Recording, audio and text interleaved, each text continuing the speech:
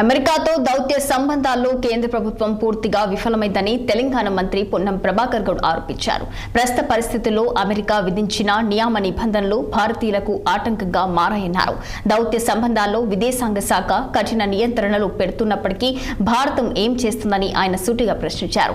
ఇలాంటి పరిస్థితుల్లో విదేశాల్లో ఉన్నటువంటి మేధావులు తమ తెలివితేటలను స్వదేశంలో పెట్టాలని ప్రభుత్వాలు రెడ్ కార్పొరేట్ వేసి స్వాగతం పలుకుతున్నాయని పేర్కొన్నారు పొన్నం ప్రభాకర్ గౌడ్.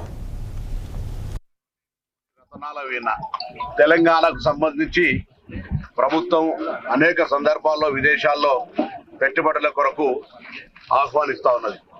ఇప్పుడు ప్రస్తుత పరిస్థితుల్లో అమెరికా దేశానికి సంబంధించినటువంటి నియమ నిబంధనలు మనం పోవాలనుకునే విద్యార్థులకు ఆటంగా కలుగుతోంది. ఈ దౌత్య సంబంధాల్లో విదేశాంగ శాఖ తరఫున ఇటువంటి నియంత్రణ పెడతా ఉన్నప్పుడు భారత ప్రభుత్వం పూర్తిగా వైఫల్యం పొందింది. ఎందుకంటే ఇక్కడి నుంచి ఉపాధి కొరకో ఉన్నత విద్య కొరకో పోయేటువంటి పనిలో ఉన్నటువంటి వాళ్లకు ఇది ఒక పెద్ద ఆటంకం.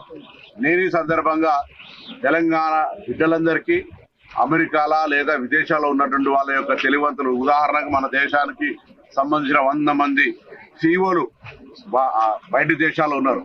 వాళ్ళ తెలివిని ఇక్కడ పెట్టి ప్రభుత్వాలు మీకు కూడా ఎర్ర కార్పెట్ వేసి ఇక్కడ ఆహ్వానం పలకడానికి సిద్ధంగా ఉన్నాయి. వేరే దేశాలలోనూ ఇన్వెస్ట్మెంట్ చేయమని కంటే మీరు వేరే దేశాల్లో ఇన్వెస్ట్ చేసిన అమౌంట్ అంతా తెచ్చి ప్రభుత్వం మీకు సానుకూలంగా పాలసీ తయారు చేసే ప్రయత్నం జరుగుతుంది.